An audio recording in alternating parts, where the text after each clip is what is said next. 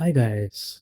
If you're having slow download speeds on Windows 11, then make sure you watch this video till the end because I'll be showing you how to fix the problem. So the first step is to head over to your search bar, type settings, press network and internet, press your Ethernet, and make sure that meter connection is turned off. The next step is to open up your start menu, type data usage overview, and then press data usage over here, and then here you see network usages of different apps, and make sure you uninstall those apps that you don't use that may be eating up your network in the background and slowing up your speeds.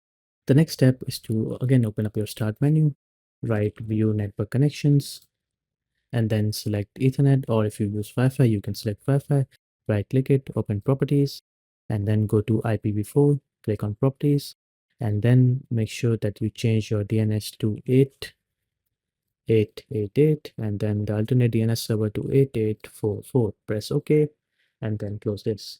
The next step is to open up your command prompt by writing command prompt on your search bar. Make sure to run this as admin, and then make sure that you write ipconfig/flush DNS. Press enter, and then this should fix your issue. The last step is to make sure that you aren't connected to any VPN that may be slowing down your download speed. So that's it for the video, guys. I hope this video fixed your issue. Please leave a like, comment, and subscribe to the channel, and I'll see you with the next one.